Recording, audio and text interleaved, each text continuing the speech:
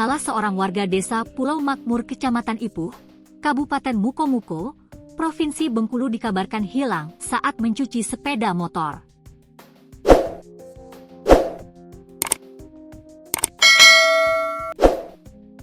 Dari informasi yang dihimpun tribunbengkuli.com, korban bernama Rahma umur sekitar 20 tahun, warga desa Pulau Makmur, Kecamatan Ipuh, Mukomuko, Bengkulu. Korban dikabarkan hilang di sekitar tempat pelelangan ikan, TPI, Desa Pulau Makmur. Kejadian itu pertama kali diketahui oleh warga yang sedang melintas di sekitar TPI. Sekitar jam 11 malam, pukul 23 WIB, Red dapat kabar dari warga sepeda motor anak saya ada di tepi sungai di TPI, ungkap ayah korban, Ramli, 58, saat diwawancarai tribunbengkulu.com, Sabtu, 5 April 2025.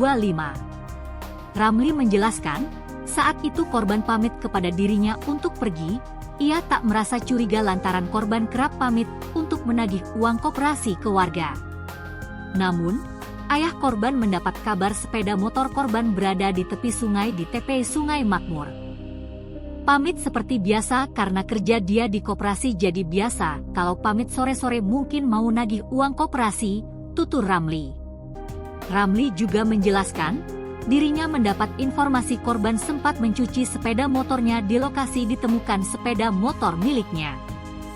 Korban sempat meminjam gayung untuk mencuci sepeda motor miliknya saat ditemukan di lokasi sepeda motor korban dalam keadaan normal.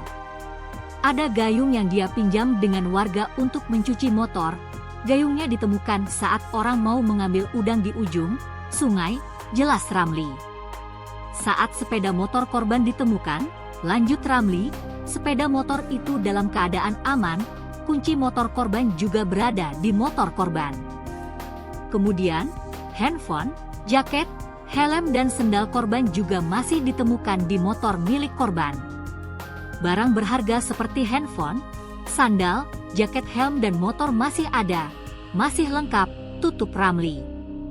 Saat ini masyarakat desa Pulau Makmur bersama polisi masih melakukan pencarian korban di sekitar lokasi kejadian dengan menggunakan sampan.